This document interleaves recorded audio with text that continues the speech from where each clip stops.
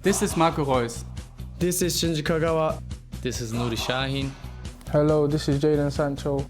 And you're listening to the Yellow Wall podcast.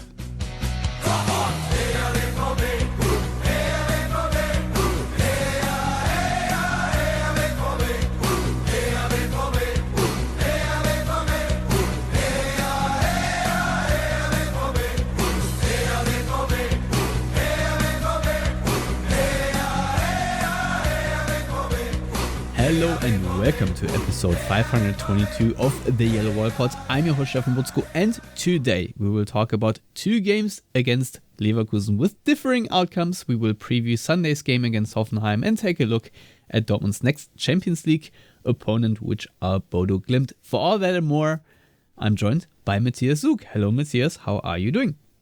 Hello Stefan, I am doing well. How are you?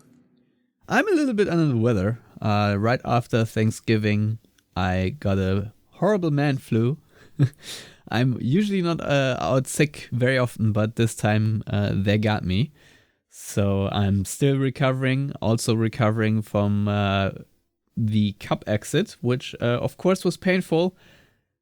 Since not only last weekend at the general or members assembly, but also I think every other Dortmund fans was hoping that with the Kovac Magic we could make a cup winning run, but it wasn't so. Dortmund did manage to play relatively okay in the second game against Leverkusen, but they did not manage to score, nor did they manage to keep a clean sheet, and so we are now pretty much confirmed to be 5 years in a row without a title. Matthias, what does this information with you? It's going to be another titleless season in all likelihood. I'm not entertaining a miraculous Bundesliga win, nor am I thinking that Dortmund are going to win a Champions League final this season. No, I think all we can say is we need Erfolgstrainer Edin Terzic back. Because never was Dortmund winning more titles in the last 10 years than under him, or competing for them. And that's not even a joke, actually. Listen, it's frustrating because I agree. I think anybody who's halfway realistic or sane, this was Dortmund's best chance at a title. And realistically, their only chance at a title this season as things stand today. Obviously, pre-Bundesliga first match day kickoff, who knows? But looking at things right now, this is definitely their chance at a title is gone. So now it's simply a focus on making sure you finish where you need to in the Bundesliga and see how far you can get in the Champions League, where realistically speaking, they're not going to win it. But kind of a bummer, man. Yeah, very much so.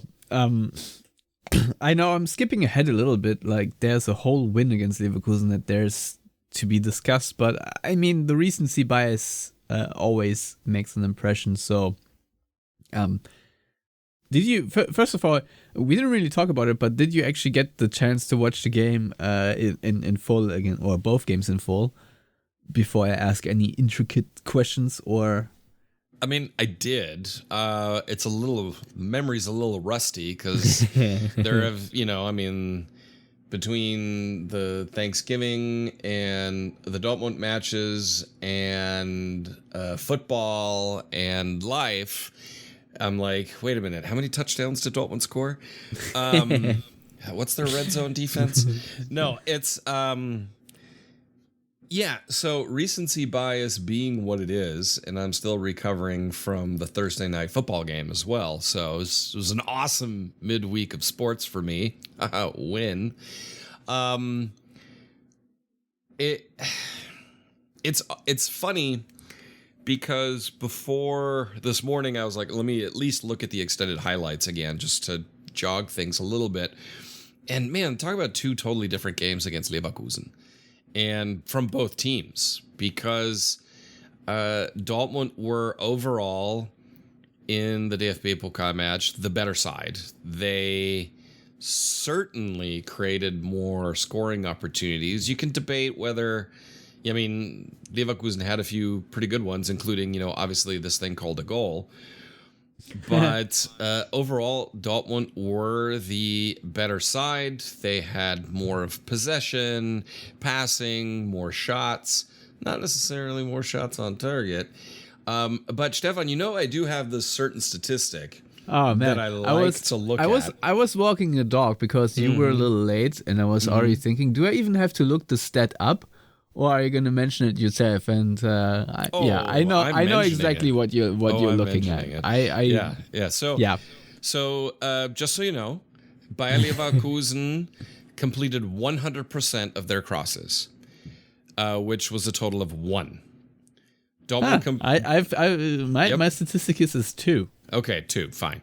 Dortmund completed 24% of their crosses, which were 34. Huh, interesting. My statistic is 44. I'm on fbref.com. Where are you? Okay. I don't even know where I am. But right maybe I mine include corner kicks and yours only. Well, yes, that's the thing. The corner kicks are another 10. Or 11. There are 11 corner kicks. So, no, but I mean, overall, the statistic is damning. I always make the joke, look at the crossing statistic and I'll tell you who lost, unless it's, a team that hoofs the ball, which Dortmund is not a ball hoofing team. And that shows desperation. That just shows, just whip it in there, we'll figure something out. But I mean, it's not like Dortmund were bereft of scoring opportunities in this match. So it's a little bit of a juxtaposition. Normally, you look at a very high crossing statistic like that for Dortmund, and then you would look at maybe they only got 6 shots in the whole game, and they got way more than that. So it's just, yeah, that's the one. Because if you then look at the Bundesliga match against Leverkusen, it's way more balanced. When it comes to crossing, shots on target, stuff like that. And also, if you look at the XG totals and stuff, it's actually skews a little bit in Dortmund's favor. But it definitely, that was the one I was like, God, I wonder, because it felt a lot. And then you look at the stats and you're like, well, it definitely was a lot. And Leverkusen was significantly more reactionary, which they could be given, they scored, Dortmund hadn't, so now they can just look at kind of containing the match, and they kind of hung on. I mean, it's not like they did stellar defending necessarily. Dortmund just were not clinical at all, especially Adeyemi. Yeah. I think the most glaring chance was the backheel layoff from Fabio Silva, which was all around a really good move, and Andrich obviously blocked it on the line. Adeyemi should have just went for the far corner instead. And I mean, Dortmund did create chances, especially like the final one where Adeyemi rose for a header and missed the netting, and you could hear a lot of people in the stadium celebrate by just put it in the wrong side of the net. But for me, when we talk about the second game, excuse me, I think it is interesting to see sort of what the vision for this team could be. Obviously, we had Emre Can in there. I think I would have stuck to Anselmino because I thought he played really well in the first game. But you have Anton, you have Schotterbeck, and then Svensson and Riasson as sort of the wing backs. But apart from that, there was a lot of the team that I think Sebastian Kehl had envisioned a little bit when he started to plan, if you can say that. Is obviously the Fabio Silva transfer was very late, and I don't know how exactly how much planning went into this, but Chukwuemeka and Bellingham, certainly both transfers they were eyeing, and I think Karim Adeyemi is currently, even if he fluffed a lot of chances in this game, he's currently the best attacking player that Dortmund have, because Guirassy unfortunately is in a bit of a hole. So, but that being said, I thought that Mecha, Bellingham, and Chukwuemeka and also Adeyemi all managed to create a decent amount of chances. There was a decent flow to the game. I still think, and I still feel like if Dortmund had better wing backs, we would be even more dangerous, threatening in possession. Say, Sebastian wasn't in his second deep sleep phase while Leverkusen signed Grimaldo, and instead of shelling out 25 million euros and ultimately wasting 25 million euros for a young coach, Dortmund had signed Grimaldo on a free transfer, and you can see that Grimaldo right now is pretty much the beating heart of Leverkusen. Of course, they have other good players, but you can see that he is a class above everyone else in that team, and he makes a lot of differences. I mean, he once again played the assist, and he was also involved in the offside goal for Leverkusen. You know, he was just very threatening in both these games. I think, just saying, if Dortmund had Grimaldo right now instead of Riasson or Svensson or whatever, I think this Dortmund team would be on an entirely different level. I just think the wingback positions make that much of a difference. But that all being said, it still felt to me, especially the first half, was one of the better first halves that we have played in a while. Now, obviously, that comes with a caveat that Dortmund haven't played really well in the first half for most of the season. But really one of the better halves of any half, really. I want to say in terms of flow, in terms of athleticism also, because let's face it, Marcel Sabitzer and Pascal Groß are not the youngest anymore, and you can feel it sometimes, even though there's still a big gulf between athleticism in terms of, between Groß and Sabitzer. But still, I like the lineup, I like the rotation, I like the fluidity of this team, and I was very annoyed that Dortmund for once were not clinical, because I felt like at halftime Dortmund should have been up like 3-1, 2-1, something like this. But it was really annoying to trail at halftime. And in the second half, I honestly don't think that Dortmund managed to create the same amount of danger. I don't think that Felix Mecha had the same amount of threatening runs. The substitutions all kind of went poof. And I think this is sort of where all the crosses happen, because, if FB Ref says 44 crosses, I think most of them really also came in the last like 15-ish minutes or so. Like a big heap of them came very late. We all remember the spectacular shot by Julian Brandt, which then resulted in a throw-in. But yeah, all crosses and not really much of a danger from that. Also from the corner kicks, I don't really remember much danger. There was like one moment where Anton, I think, went for an overhead kick or so, but in general, I think that to me is the biggest criticism, is that Dortmund could not manage to create any more than those many crosses when they really had to. I mean, it was a must-win game, and to not really create one more big chance that I would even remember. I mean, there were a lot of shots from distance too that were not really on target. Especially Felix Mecha had a couple that he sometimes places better. But still, Matthias, I don't know about you, but I'm a little bit frustrated, and maybe my main frustration toward the end of the game. And you look at the substitutions, you had the Benzebaini, you had a Girassi, you had a Brandt, you had a Groß, you had a Bayer. But I personally, like Pascal Groß has of course created a lot of assists previously, but I personally would have liked a player like Duranville, who just can do stuff in the 1v1 department, because Leverkusen were just sitting back with pretty much every person. And I know that we just have to think back to the Hamburg game. You can still find a good cross, but it just didn't come off, and I don't think this is the way Dortmund should be pursuing, like the throwing the kitchen sink approach. Duranville obviously wasn't even in the squad, but yeah, I think this is something we will talk about in a minute because I'm a little ranty in terms of youth development. But these are sort of my takeaways that on the one hand, Dortmund played really well and I liked the team that Kovac picked for the second game. On the other hand, the second half and the in-game coaching was not up to par to really force an equalizer, overtime, etc. Yeah, it was just not enough. It wasn't good enough. And Leverkusen had that little extra bit of luck that they obviously didn't have.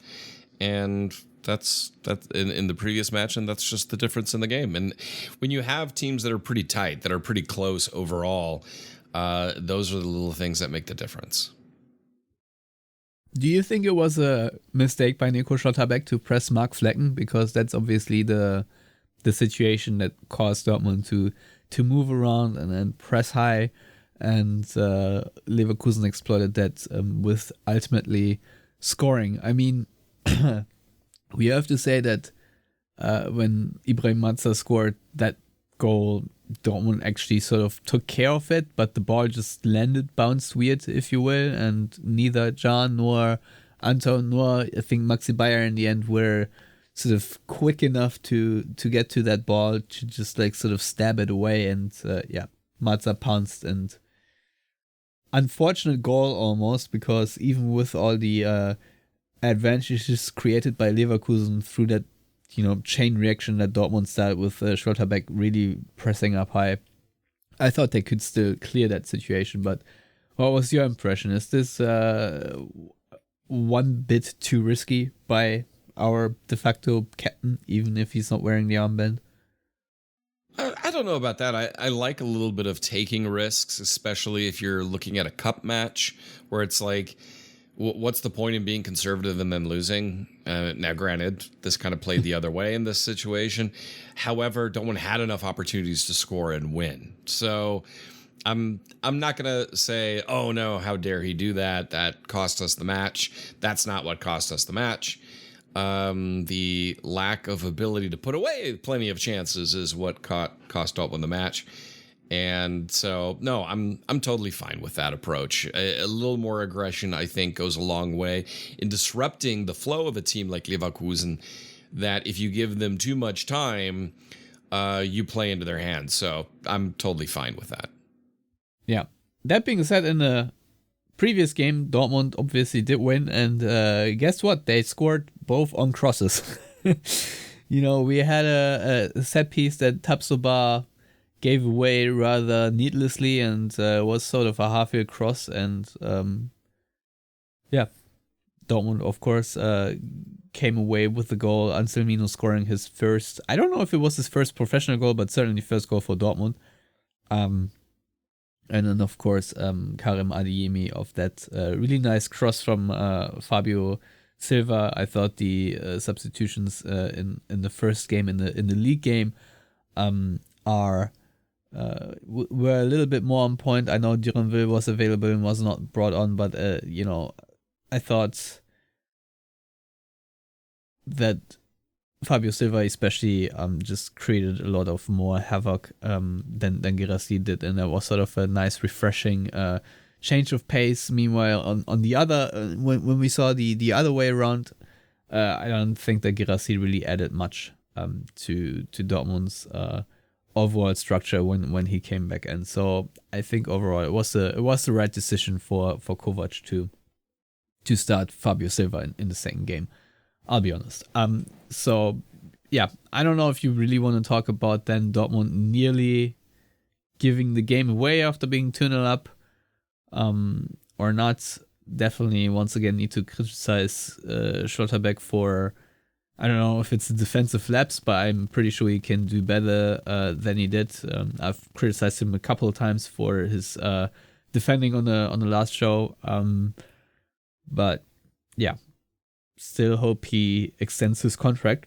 That's currently sort of all the talk. Well, not all the talk, but a lot of the talk around Dortmund. Matthias, what's your take on it? Do you think that Nico Schlotterbeck is going to be sticking around for Dortmund a little longer, or do you think we're going to have a bit more drama on our hands toward the end of the season? Do you know off the top of your head who his agent is? Because, I mean, that tells you a lot. That's always one of those where, depending on who the agent is, that can determine how long one of these things draws out or not. If I think about who Schlotterbeck is personally, it's down to if he thinks he's done everything in his development he can at Dortmund, and if he has an opportunity to go to a team that really pushes him to that next level and kind of that almost world-class tier, and whether or not he thinks he can do that at Dortmund. I know he really likes Dortmund. The fans really like him, so it's very comfortable and homey for him. But age-wise now is kind of that time where he could look at making that move. So I'll be honest, I'm at a 50-50 whether or not I think he'll stay or not. Well, his agent is Björn Etzel. Other clients are Brian Guder, Tim Kleindienst, Kevin Schlotterbeck, Janis Juckel, Phil Kemper, blah, blah, blah, blah, blah. Okay, so nobody major. So we're not talking... Nobody major. We're not talking about Jorge Mendes here. No. Or even someone near that tier. If nothing against Kleindienst, he's a serviceable Bundesliga player, but Schlotterbeck is definitely his best player that he's representing. Not even close. It's interesting that his brother is also being represented there. So actually, I think that could play into the favor of Dortmund in that sense. So maybe there's a feeling of loyalty overall there somehow. I don't know, but I feel it's 50-50. I don't know enough about the situation to make it definitive. Maybe I'll do 50+1 in favor of Dortmund, and we'll see what kind of signals come here in the next few weeks. Yeah, what do you think would be the ramifications for Dortmund if Schlotterbeck were to join Bayern, for example? Well, not awesome. I'll tell you that. Wouldn't be great. Not even it's a little bit. It's not like we haven't dealt with this the first time. No, because the problem is now, if I look at Dortmund's lineup overall, defensively and with this coach, like, it's pretty solid overall. Yeah, there are little things you could talk about upgrading at wingback position, especially on the right-hand side. But, the kind of whether they play with 2 or with 3 at the back, I don't have a lot of major gripes here. So I'd hate for that to break away. I think that would be a significant problem for Dortmund. In all likelihood, if Schlotterbeck leaves, that would mean 3 center backs, potentially 4, if Anselmino is also not kept, probably leave. And I don't know about Filippo Mane, because, like I said, I'm going to rant about that in a bit. But that would definitely change a lot. I'm pretty sure Dortmund will be linked with a lot of center backs coming up, just because Emre Can, his contract is expiring. I have zero imagination that Dortmund have any interest in another year of the Niklas Süle experience. So I think that is going to be over.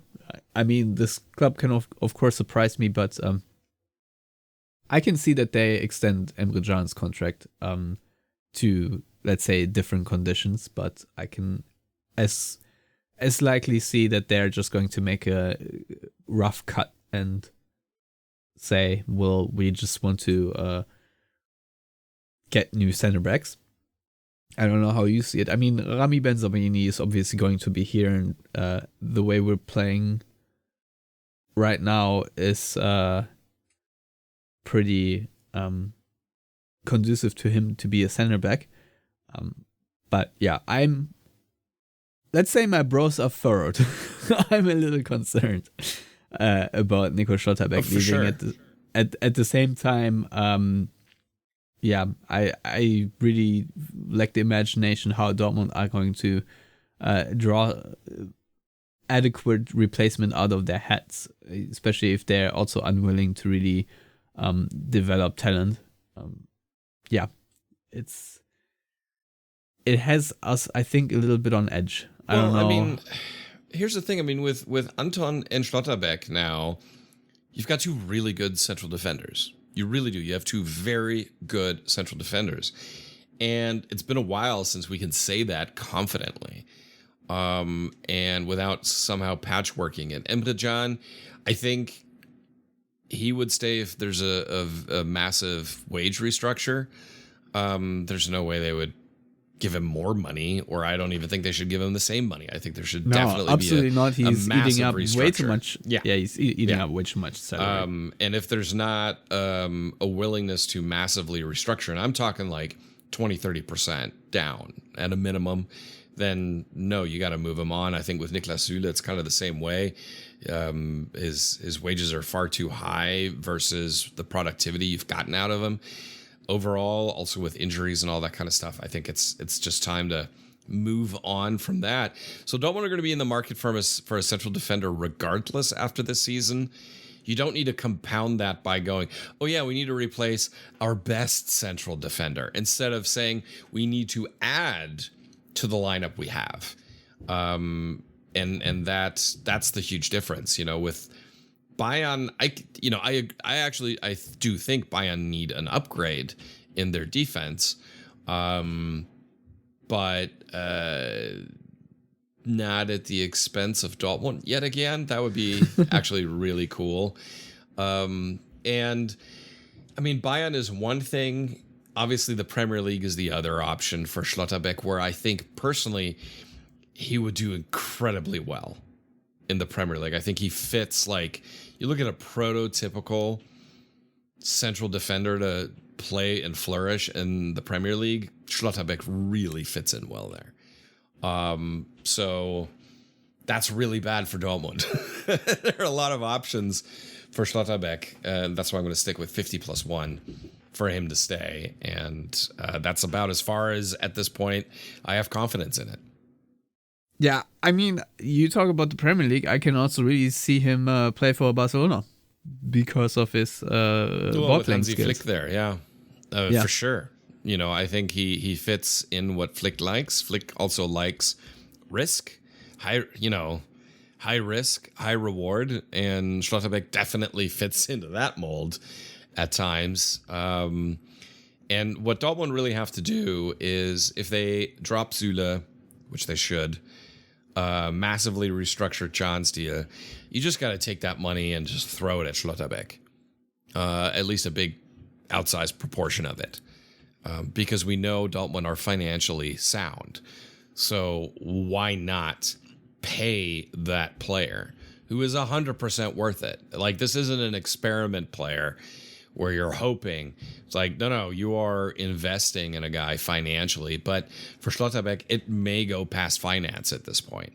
It may go towards, I want to win titles. And I have a very big problem if I were to be a Dortmund official to make that we want to win title, we have the ambition to win titles argument with, I can say with my mouth, but my actions and the ambitions otherwise clearly show that right now at least Dortmund are not really going all out for a title push. Let's put it this way. So I also don't know if Niko Kovac is the long-term coach that inspires anyone to think that he can deliver and form a team that is going to compete for a Bundesliga title. But because when people say they want to win titles, I mean, yes, the DFB Pokal is obviously an important trophy, but I don't think they're talking about that one in particular. Is it vexing that they're missing out on yet another one? Yes, but I think players joining Dortmund also want to compete for the Bundesliga title. And like I always say, Dortmund's ambition should always be to compete for the Bundesliga title. I'm not saying they have to win it every year. I think that's completely unrealistic. But at least they should put themselves into a position to compete for it. And consistently, they haven't done that. Yes, there was obviously the one season where they should have done it, but still, that was still not a team that in the normal season, gets the amount of points. So unless there's a Bayern downfall, Dortmund are probably not winning it, and even if there is, other teams are there to pounce, which is very annoying. So yeah, Matthias, I don't know what to tell you, but if you look at the state of the union, you will, at Borussia Dortmund, right now they don't have a lot of arguments to retain someone that really has the ambition to win big important trophies. I don't know. That's just my outlook right now. So I'm maybe 50 minus 1. But that being said, Nico Schlotterbeck certainly would be the team captain, would be the face of the club at Dortmund. I don't know if these things matter enough, however, to persuade him to stay around for a little longer. Also, there's of course a talk about him wanting a release clause, and Dortmund don't want to give it. If there's a contract extension, I'm almost certain that there's going to be a release clause. Also, Matthias talked a lot about Nico Schlotterbeck, but I've just mentioned it earlier. Karim Adeyemi has been Dortmund's best attacker this season. I think he made another step forward in his development. People do often criticize him for a lack of consistency, but I still think he is one of our more consistent attackers. If we compare him to Maximilian Bayer, for example, I think these two players are worlds apart in their attacking output. And Karim Adeyemi has something special that Maxi Bayer does not have. Maxi Bayer has a lot of hustle, a lot of dog in him, but he is not really creating outrageous scoring situations just by fizzing past other attackers. He just does not have that skill, and so far he has been, attacking wise at least, not been very, very consistent either. So my question to you is, should Dortmund also be inclined to give Karim Adeyemi a lot of money and bet on him in the long term, or do you think that they should look at different attackers entirely? Yeah, I mean, the problem there is, the inconsistency that really frustrates me at times. And I know I'm not alone there, because there are matches where he just seemingly doesn't care that much. You can just see it in his body language and the way he's acting, a little bit of petulance, and that drives me nuts. I don't like it when players do that. I think it has improved, however, this year. Oh, for sure it's improved. It'll always improve with age. Unless you just have a total narcissist as a player. I don't think he is that. No, he's not. I think he's a little moody at times. He's one of those players that, aside from wanting to win titles, I think he also, everybody wants to get paid. But I think with him, you can show the ambition also by offering a sizable contract. And I think he's worth it. He's young. With a lot of upside. If you look at it in fantasy terms, he's got a high floor and a high ceiling. Like, this is a safe bet if you're going to put money in it. So that is one I would definitely put money in. Also because injury bug wise, that really hasn't been a huge thing for him. So your risk reward is a little bit mitigated in that way. And I would want to see that happen, because you can't find a ton of players like him out there that you can afford, that don't need a ton of development, and that would be willing to come to Dortmund. So those are like all of the caveats that are in there. Because if there's a player of his caliber out there that's looking for a new club, he's going to be looking more at a Bayern or a top 5 Premier League type side than what Dortmund can offer financially or competitively. So, keep the players you have, unless they're telling you, I don't want to stay here. And I believe players that don't want to stay at a club should be sold. I don't think there's any point in keeping people that don't want to be there. But if he's not giving you that 100%, and there's nothing wrong, listen, executives, there is nothing wrong with extending a contract well in advance of an expiration date. You don't have to push it that far.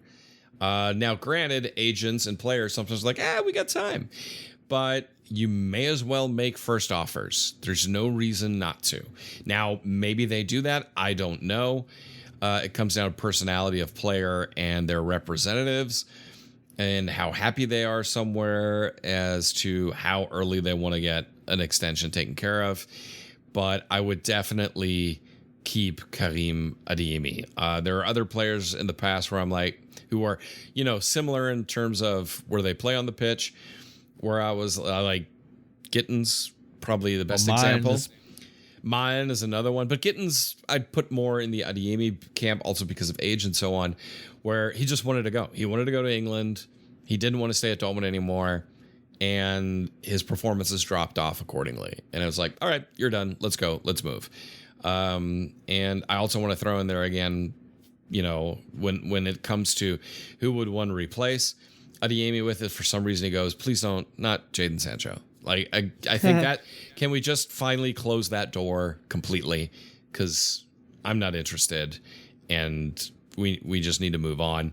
And Adeyemi, keep him. He's also a German national team player. It'd be nice to have a few more of those in the Dortmund side to be relevant beyond just the Dortmund bubble. And so, I think I've rambled on enough by saying yes. Okay. Yeah, I mean, it's nice to agree though. I'm certainly in the pro Adeyemi camp. And yeah, I'm intrigued what the next season will bring, and in terms of personnel change, because certainly there's going to be a bit of turmoil one way or another. So I hope that Sebastian Kehl and Lars Ricken get it right. My confidence is a bit shaky, but there's always hope. But yeah, let's move on a little bit. I was watching the news conference earlier, and Niko Kovac was labeling Hoffenheim as basically the team of the hour. He said this is probably the best competition we have played against so far in terms of what their form is and how they're playing. And considering that Dortmund have played against Manchester City away and against Bayern Munich, I'm not sure if I entirely agree with that statement, but maybe Hoffenheim are just that good.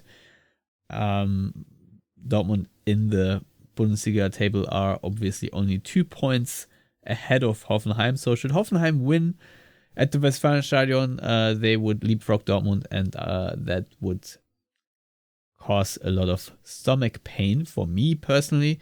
I'm sure for you as well. Because if you were, looking at how things were going, bigger picture, you were picturing yourself probably closer to Bayern Munich and probably further away from TSG Hoffenheim, but it's not how things are shaking out. In part, of course, because Hoffenheim are actually playing well, are on a decent run of form. But Matthias, this is a home game. We have just shown that Dortmund have a good foundation to build on. I really like the Bellingham, Mecha, Chukwuemeka triangle, if you will. I'm also a fan of Adeyemi and Fabio Silva as a striking duo. I think that can work out pretty well.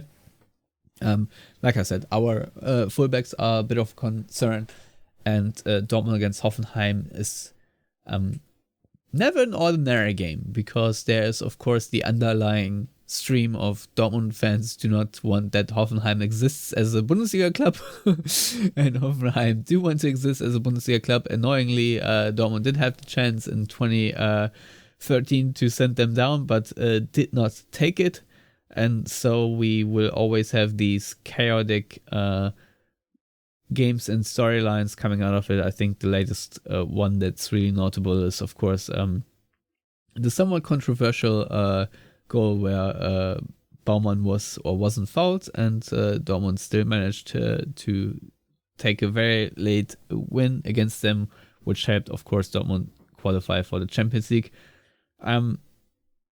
Now, obviously, Lars on the last episode said that if he had to choose, he would have chosen rather a win in the cup and a loss in the league. So if you had to choose, I don't know what your position is, but now obviously it came about the other way. I still think those 3 points in the league were extremely important, especially of those very heartbreaking draws against Hamburg and Stuttgart. So what's your take on this home game? Is this a must-win game for Dortmund, or would a point be also a good result considering the form Hoffenheim are in right now? Well, Stefan, my confidence is underlined by the fact that it's not a Wednesday night in Hoffenheim and it's raining and Marco Reus is on the pitch. Because that combination usually meant Hoffenheim win. Home match against Hoffenheim is big. I think that plays to Dortmund's favor. I do agree with Lars. I'd rather Dortmund have lost to Leverkusen in the league and then beat them in the cup because I want the titles. And you can make up a loss in the league because you still have 22 more match days. You can't make up a loss in the cup because you have no more match days. But that being said, obviously Dortmund need to take Hoffenheim seriously, and Niko Kovac kind of, because he's a very solid head coach, said all the right stuff. That being said, this is a match that Dortmund has to win. I think a draw, even if Hoffenheim are hot and they're scoring more than Dortmund in the league, interestingly, this is just a match that if Dortmund don't win, it's going to be a disappointment. Not just because of the fan pressure when it comes to the anti-Hoffenheim bias, but just because Dortmund are, on paper, they are the better team than Hoffenheim, and they should perform accordingly and win. Hoffenheim, of course, are dangerous side. They are an informed side. Playing against informed sides is always difficult, but the combo that it's at home and Dortmund this is kind of a possible bounce back match for them to shake off that frustration of getting knocked out of the cup plays, I think, into Dortmund's favor when it comes to the psychological aspect of the match as well. Yeah. Speaking of the psychological aspect, do you think that it's going to be detrimental to be out of the cup for the players and their overall motivation? Because maybe for some, the chance or the window, if you will, closing of winning a title might take them down a peg. Do you think that's a concern? Because now basically all you have left to play for realistically is Champions League qualification in the league. I don't know if it would be a huge motivational concern. It's a bummer right now, but I don't think that'll pan out long term across the season. It does, obviously, the advantage, of course, of getting knocked out of the cup now is that's a little bit less fixture congestion at times of the season when you could really use an extra day of not playing. So, it kind of cuts both ways, given that Dortmund do have a propensity for our injuries with fixture congestion. As far as motivation for the season, yeah, okay, you're not going to win the cup, but it kind of happened early enough that I don't think there will be a malaise. I think if they would have gotten knocked out in the semifinals, I think that would hurt more psychologically for the tail end of the season than it does right now at this point. Yeah, fair enough. I mean, the one positive, I guess, about the cup exit is that it's not been as embarrassing as in years before. So at least there is that. And I had a very big mouth talking about the fall apart fall that I was sort of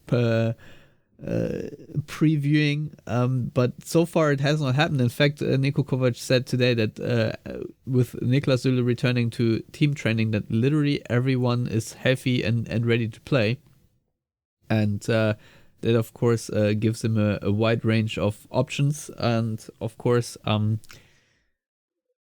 that's a big positive, because too often in this time of the year, right now we're recording on December 5th, it's really the opposite, where Dortmund have like 11 players ready to play, maybe 9.5, and you will have a lot of under 23 players or so coming up to boost or whatnot right now. And maybe to me that's also a frustrating aspect, that with so much health in the team, and I think also fitness wise Dortmund are doing really well. I personally feel like we should have also been just doing better results wise recently. but that's just my take. So yeah, since we like to do this exercise now that we can pick and choose, how would you line up against Hoffenheim? What midfield rotation would you choose? Would Guirassy return to the starting 11 if Matthias Zug were to stand on the sideline, or would Fabio Silva get another crack at this? Give me a quick second while I pull up the team sheet. So, I mean, again, let's call it 99% healthy Dortmund side. How would I line up? I think I may start Gregor Kobel in goal. I'm just going to go out on a limb there. Solid choice. Even though Alexander Meyer did extend his contract. Yes, and I really like Alexander Meyer. I believe Dortmund probably have the best second keeper in the Bundesliga. But I'm also minor bias. I think in the back line I would do Schlotterbeck, Anton, and Anselmino for sure. That's who I would like to see play. I could see Benzabaini, but that's how I would want. Of course, Svensson, and then you may as well play Riasson at that point as well. As far as the midfield goes, Mecha's kind of been playing quite well. I also can't disagree with putting Zabitza in there as far as that goes to kind of solidify that central midfield. I'm not sold right now on Bellingham. Sorry.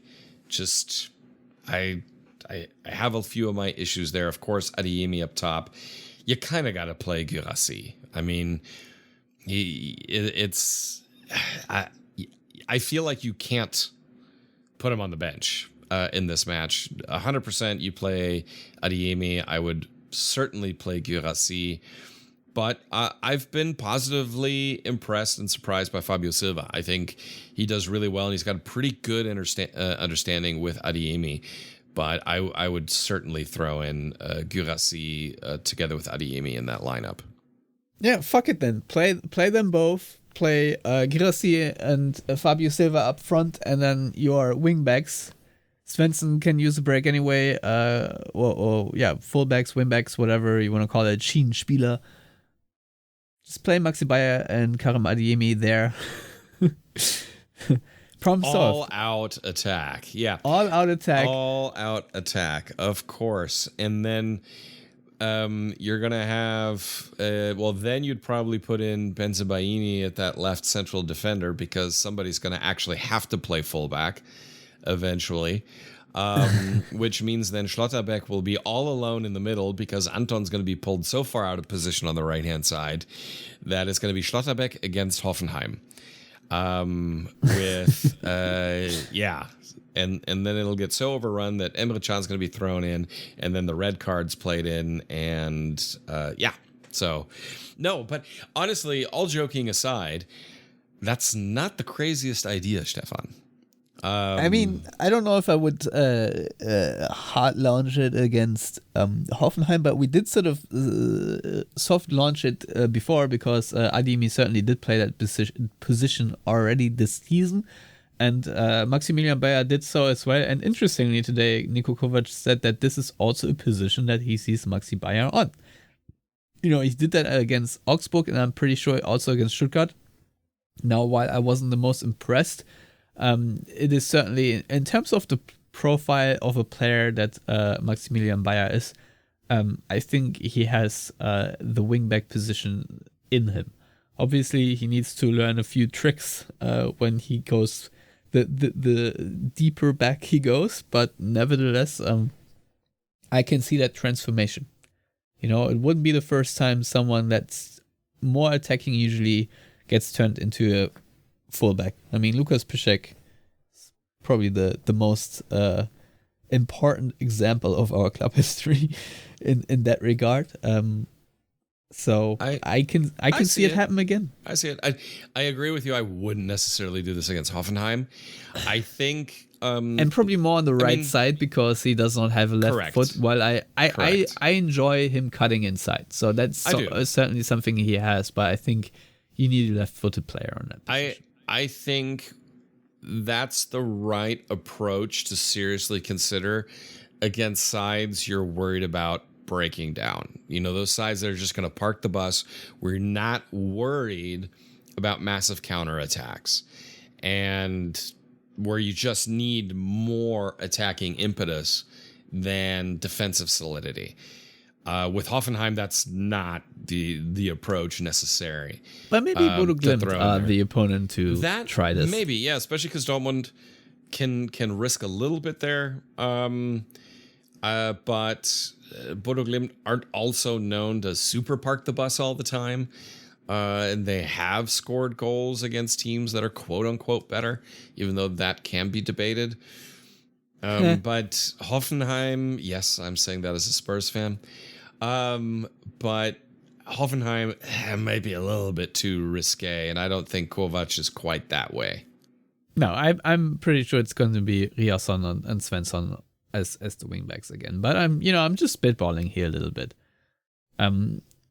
But yeah, now let's just one last little thing, and I think the cup exit actually should move the perspective maybe a tiny bit. I was not best pleased when Pascal Groß came on, like I said before. I would love to see a bit of a shift to try to develop the younger talents, because right now when we look at the minutes played, Filippo Mane, who is a center back talent, and he is, at least to me, shown that he has a really high upside. Against St. Pauli, we know he got sent off and lost them 2 points, whatnot. I still think he should have gotten way more minutes so far. He is from our younger talents. I don't know if you want to count Amu Girakaba in there or not, who has not featured at all. But from the talents that I'm excited about, he has played 176 minutes so far, and he's been in the squad 3 times and he has made 3 appearances. So it's just not good enough. I know we have a very deep roster in terms of center backs, and Aaron Anselmino was obviously signed because I feel like they didn't quite trust Filippo Mane at the beginning of the season when Schlotterbeck was still recovering from the meniscus surgery, and of course Emre Can was out with a muscular problem, and Niklas Süle is Niklas Süle. He always has something. Can't really stay on the pitch, can't really be trusted to stay on the pitch. So at the beginning of the season, we had a brief feature of Filippo Mane because of the squad situation, the injury situation. But since then, he has been an afterthought and is playing in the 4th division for the under-23. And I also do believe that Cole Campbell is a very talented young man and someone that could be featured a little bit more. And the fact that next to his name currently are 16 minutes of playing time is just not enough in my view. I think, and I know that Niko Kovac always says basically these things only happen when you are like 3-0 up and it feels safe. I think you can also bring some talent like this in when you're chasing a game, or it is maybe not the most safe option, but I don't know. It's just an approach of philosophy, and I understand that you have a lot of established players, especially like also up front. You have a Julian Brandt, you have a Chukwuemeka, etc. There are certainly players you can play without playing any young players, but I still think that from here on out, the 3 names I just mentioned, and of course Duranville, should feature more. I think Duranville is probably going to get a few minutes here and there, because certainly it's a profile that we're missing, but it's also a player profile that Niko Kovac is not really wild about. Let's put it this way. And to me, that's a bit of a problem right now, because I think Dortmund also need to generate money. They need to develop talent one way or another, whether for themselves or for other clubs to eventually buy. And, if it's not working out, loan them out, please. But right now, I mean, Niko Kovac is doing a lot of things well.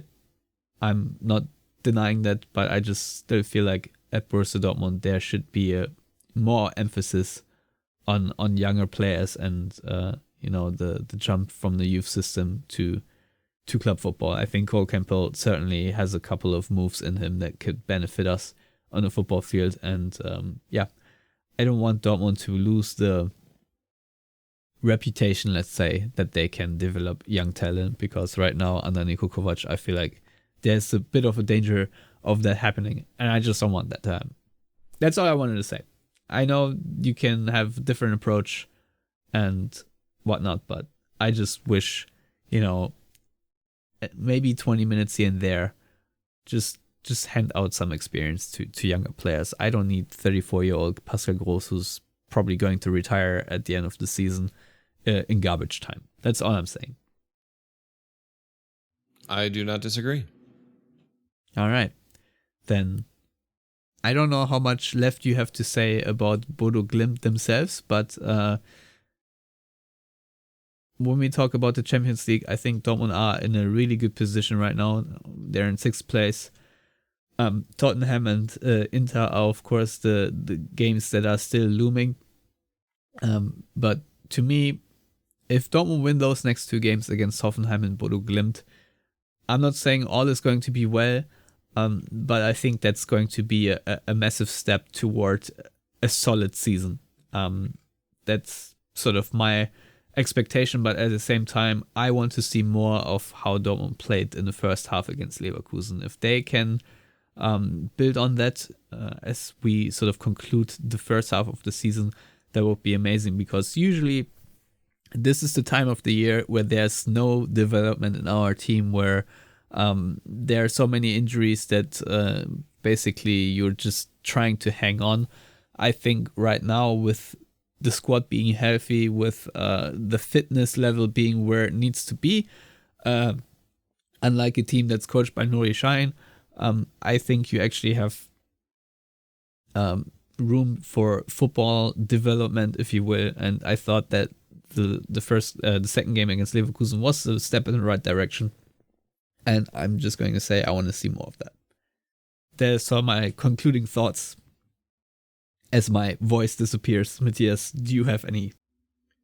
Well, I think one advantage that Dortmund have is the match against Bodo Glimt is not going to take place at the Arctic Circle in early December. I think that's a good thing. I mean, I live in Wisconsin, so I feel like I am north of the Arctic Circle right now.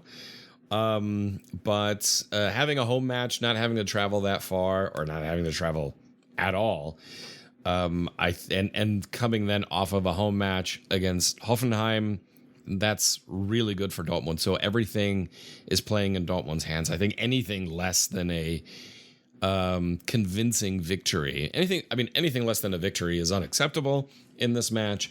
And I would hope that Dortmund continue their hot streak of scoring plenty of goals against Bodo Glimt. However, you just gotta make sure you don't go completely crazy. But I would like to see Dortmund score at least 3 goals in this match. Yeah, I think that's fair. The average of Dortmund goals right now scored is, of course, 3.4. So if they can increase that average, that would mean they score 4 again. And, if Dortmund can set a league phase record, since the league phase is only, it's only a second season on, I don't know what the record was last season. Maybe Bayern Munich just also hit it out of the park with the ridiculous number. But would be cool, and something that Dortmund certainly could chase. I know it's just a stat, but still be nice, and a testament to them being actually able to create chances against multiple different opponents. So I'm still looking forward to these games. I hope I'm not going to get discouraged by Hoffenheim and how they're playing, and I hope that Dortmund don't get overwhelmed or dissected and fall apart again.